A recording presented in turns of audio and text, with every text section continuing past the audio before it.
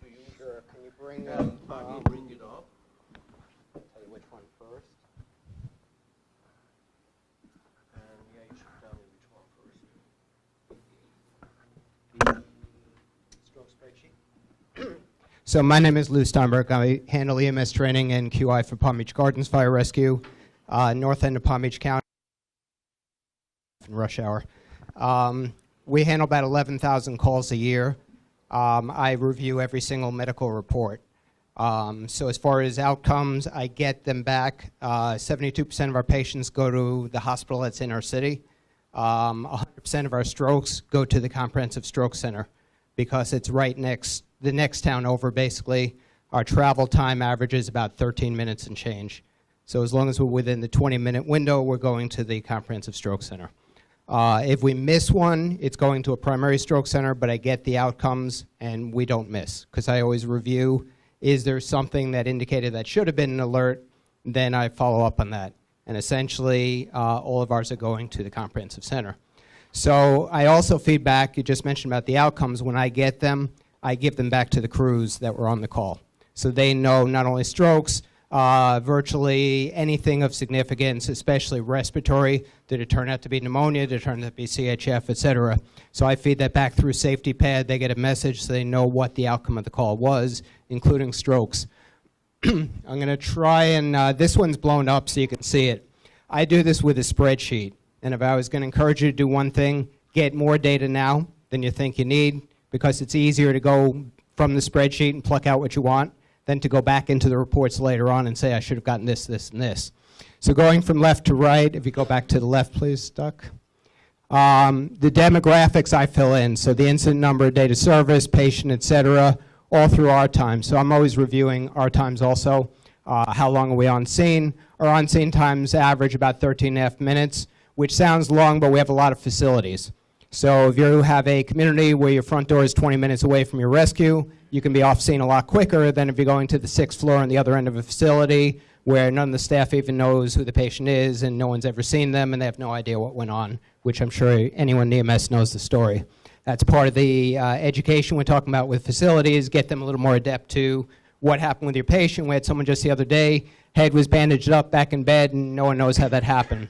We're assuming the patient bandaged herself, got back in bed, but nonetheless. So as we go across, I'm filling in patient contact, transport time, et cetera. Then we get to the hospital, which in our case, again, is comprehensive. The RACE score, to be honest, we haven't started yet because our new protocols have been going in effect since last August, and we're not quite there yet. We do the initial Cincinnati, then we do an expanded, kind of based on the MEND. So we're picking up most of the strokes pretty quickly, and the stroke alert will be issued right away. The theory was we're going to the comprehensive anyway. We're transitioning to RACE because we realize the benefit of 2 in the afternoon, no big deal. 2 in the morning, is the docking team going to come in or not? So we are adding that. However, we're not delaying the alert in any way. We're issuing the alert. We're getting going. As we go across, so alert per protocol. That's an important thing because that comes from the hospital. So it's not me deciding, yeah, it should have been. It's St. Mary's in our case saying, yes, that was a valid alert. May not turn out to be a stroke, but based on the presentation, it warranted an alert. And I'll give you the date on that in a minute. Diagnosis, so what they said it was, TIA, large vessel, MCA, whatever it is. We get back, it goes in the form and goes back to the crew. TPA time and door to needle, if that's indicated. First medical contact to needle I added. So someone had asked me in a recent meeting, well, is there any delay? Do they record it properly? I record from when we get to the patient till they get the needle. Okay, and I'll give you that in a minute. TPA procedural results, so what happened afterwards, they get better, worse, otherwise. What was the rank and score at discharge? What was the outcome? So was the patient ultimately sent home? Did they go to a SNF? Did they go to hospice? Did they die? And then the 90-day ranking we just started to add. So I'm catching up on that data as they get it, which if you've tried that, you know it's not easy. A lot of times 90 days later, they're not at the same place. The last batch I got nothing out of because they weren't able to contact. Okay, we can close that and go to the stroke 2016, please. So filled out, it's going to look like this if you can slide left. So this would be our data from the year. You can see all of the demographics. Onset to 911, I also track. We're looking at, are they calling us soon enough? And in many cases, that's the big problem. We've gotten that down through education. Obviously, the lower the better, and I'll show you that in a minute. If you go from the race over, which we haven't done yet, was an alert per protocol, you see a lot of yeses. In fact, 92% of what we alerted was considered a valid stroke alert, okay, which is pretty good. What was the diagnosis? So acute cardioembolic stroke, ICH, TIA, et cetera. TPA time and door to needle. First medical contact to needle. Procedure was done, and we have door to groin, door to revascularization, and then the results of the procedure. If you could slide on over, please. Ranking at discharge, and again, discharged home, discharged sniff, et cetera, what date they went home, and if we did get a 90-day, it would be put in that chart. If you close that, please. Don't save. And stroke tracking template, please.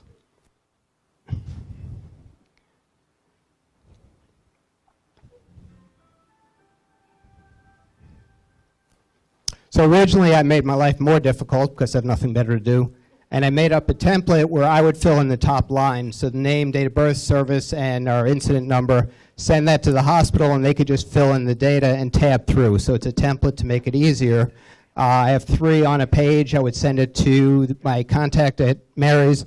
I would get it back with the outcomes. Then she asked me if I could provide it in an Excel spreadsheet form, and I said, well, that happens to be where it comes from. So now I just clip it out of the Excel, email it, get it back with the data, and I could paste it right back in. So I saved a step, but this is available if anyone wants it. I've made it up with the logos from several different agencies. Glad to put your logo on if you'd like to use it.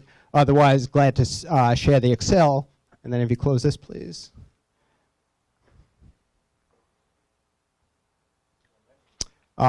Stroke summary, edited. By the way, just a quick note. I started as an EMT in 1971. So it's kind of interesting because back then our goal was get him to the hospital pretty quickly, and then we learned how to do surgery in the field. And now we've kind of evolved to certain cases we know get him to the hospital quickly. So it's interesting in 4 decades the evolution of it. But 92% accuracy, again, is based on what they give us, not based on what I determine.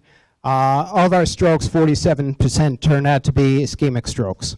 So that's out of all stroke alerts. And again, keeping in mind there's encephalopathy, there's seizure, there's something else that looks like a stroke, and from my perspective with my crews, it's a stroke alert. We don't want to discourage them, but almost half did turn out to be ischemic strokes. 6% were hemorrhagic and 15% were TIA. And then those others are the ones I just mentioned, encephalopathy, seizure, et cetera, that walk like a stroke and talk like it, but average onset to 911 was 139 minutes. However, there were some outliers, a couple of 24-hour ones where we're not certain. So I took a 95% interval, which sounded more than reasonable. It's 83 minutes. But look below, the average time for those who got treatment was 35 minutes. So there's a big difference when you call sooner. More than likely, you're going to get treated sooner. Total percentage of ischemic strokes who got treatment were 40%, which is a pretty high number, considering how many fall outside of a window or whatever else. Can you slide on down, please, Doc? So door to needle average is 23 minutes. Okay, and our first medical contact to needle is a 46-minute average. So we first get to the patient till they have the TPA going in them is 46 minutes total time, which is pretty good because we're looking to get that within an hour of when we hit the door, or a half hour now, but we're doing 46 minutes total time. Ischemic stroke, so 17% got TPA only. Okay, and the average onset was 53 minutes to calling 911. 12% just got endovascular intervention. They weren't eligible for TPA or whatever reason, they went straight to the lab. And then another 12% got TPA and then intervention afterwards. And I have the onset times. Notice the intervention was 108 minutes, but there was one way outliner and it wasn't a high number. So it was 22 minutes if I took that one away. And then on the bottom it's 20 minutes. So again, the folks who called the fastest got the treatment. The ones who waited probably didn't. There's more data to dig through. It's constantly evolving, but the tool's available. And how is this born, by the way? For years, I've gone to meetings and everyone talks about what we're going to do. There's one thing that drives me nuts is talking about what you're going to do. Just do something. Okay? It'd be nice if this was electronic and it got fed back automatically in Safety Pad or whatever you use. It's not happening yet. I just started to do this. It's tedious, but it's done. It's a lot easier to do something than to talk about what you're going to do. So this is what I went ahead and did. Sure, it could be done better. Any questions?